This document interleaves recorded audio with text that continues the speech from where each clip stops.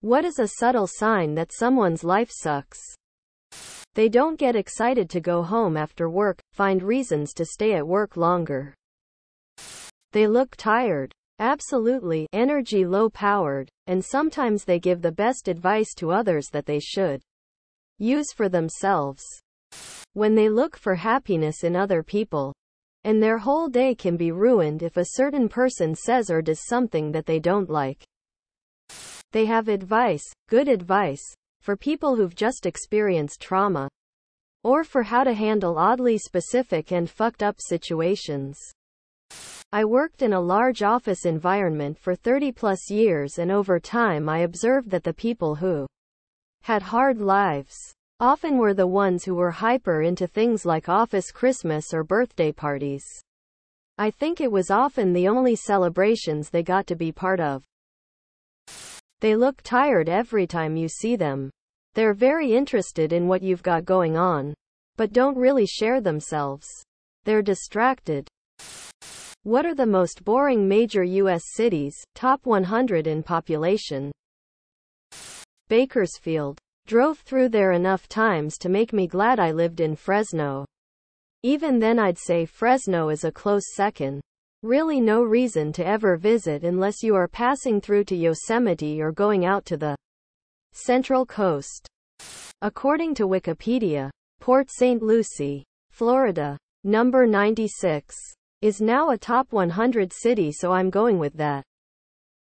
Probably one of those cities in Florida that's over 75% retired seniors.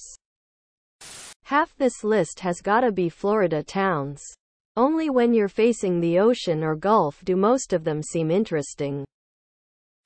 San Jose is the 10th largest city in the U.S., but looks and feels like a suburb, albeit a very large suburb. More than an exciting city that you would expect from its size. I was born and raised in New Orleans and still live in the area but work in the city.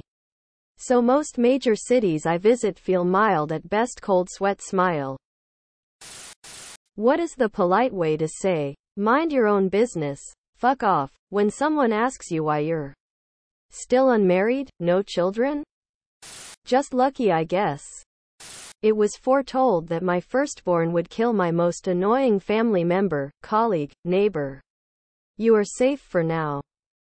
Sorry, but you're not my type. I start telling them about my abusive first husband, the second husband who tried to kill me, and the miscarriages I've had. I keep going and going until they get incredibly uncomfortable. My goal is to make them think twice before asking such questions again that are nunyabas. Why do you ask? Said in a curious tone. If they ask again, I say, you know, nobody ever asks married people why they are married. I think it should be the same for single people, too. Then change the subject. Just look aghast and ask them, why would you ask me such a personal question? Let them explain the importance. What's the most WTF thing you've ever seen happen at a wedding? At the reception, the best man and groom were drunk and started fighting. Cops were called and the groom decided he would win a fight with the 6'5" state trooper. They had to hog-tie him after he kicked two other officers. I was the photographer doing a favor for a friend. Attended a wedding where they had hired private security to ensure the bride's father and stepmom wouldn't come in and disrupt everything. After security blocked them from going in, I guess they decided to get drunk in the car. They then came back and proceeded to beat the security guards up with their empty liquor bottles. Before the wedding, I overheard the groom's family calling the bride paranoid and selfish, and that she should have invited her dad. Obviously, they had never met him before. After the toast, the bride said she had a surprise for everyone and started playing a video. They got married a year ago in secret. Only 2 people there knew about it and kept it a secret from everyone. Even the parents didn't know. The end of the video, the bride turns to the cameras and said, "Surprise, bitches. You are at our 1-year anniversary." A group of women shrieking with laughter as they tried to put their hands up the kilt of A7. year-old boy, to see what's up there. The bride and some of her friends intervened and the women were physically removed from the wedding. Edited to add. The women in question were arrested for it, after the one who was basically the ringleader was knocked out by the bride. They then spent the period from Saturday night until Monday morning in the cells. Groom got up during the reception to announce that they, both 18 years old, were already expecting a child. They had purposefully gotten pregnant so their parents would have to let them get married, and the very religious parents were very ashamed and trying to keep it a secret. But after the groom so loudly announced it to everyone else, a brawl broke out between the families, each accusing the other's kid of entrapping the other. They wanted their German Shepherd in the wedding. He walked down by the bride and took a dump. Hilarious. What's something that someone with only $1 billion can't afford? A moderately sized office building in Manhattan. Most professional sports teams. An aircraft carrier. A divorce. With only $1 billion USD, you couldn't afford the International Space Station, or all the materials, machinery, quarries, building site, tools, laborers, skilled laborers, and wages, to build your own Great Pyramid. A rocket shaped like a penis. What is a bad habit that a shocking amount of people have?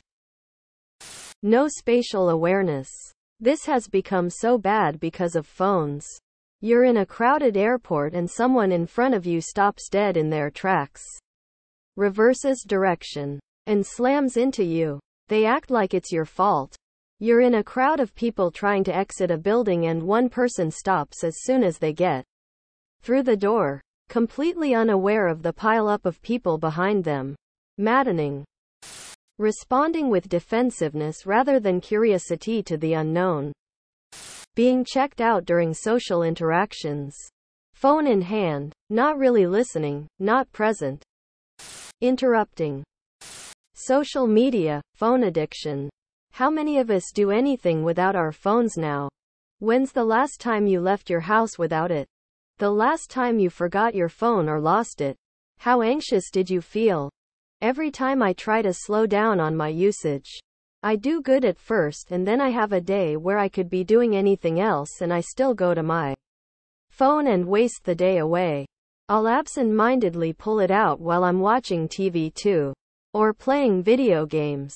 Here I am at work on it again. Materialism. Buying stuff just for the sake of buying it, not because you need it. I think a lot of people have this huge empty hole in their soul that they constantly try to fill with more and more stuff. What are unusual foods that are so simple and healthy it's a shock they're so tasty? Every comment so far are very normal, usual foods. Crazy, so many people consider things like fruit, cheese, and peanut butter unusual. Asterisk. I like to boil some water with bouillon and slowly drip in a beaten egg. Simple satiating egg drop soup. Post title reads like BuzzFeed headline. Gisima with lime juice and tahini. Nutritional yeast. Roasted Brussels sprouts are god-tier prepared vegetables. Cut in half. Oil. Salt. Roast till crispy. Devour. What is a sign someone is way too deep into conspiracy theories? Don't worry, they'll tell you. I have a friend from college who has gone down this route. My only reference at this point is the rants he posts on Facebook. But everyone starts out the same. Facebook keeps taking this down and flagging it because they don't want you to know the truth. I think when they start fearing 5G or saying the earth is flat, stop brushing their teeth. I'm good. We have a local nutter on here that keeps posting on Facebook that he won't become part of a corporation, and that 4G and 5G is killing everyone. Sent on his iPhone. The best one from him is that he is a man of the land, and that he didn't agree to his birth certificate as that makes him a legal identity to the government. and doesn't go by their rules, but is happy to claim universal credit once a month. Stickers all over the car. They have conspiracy theories that you're not ready for. Subscribe, my brothers.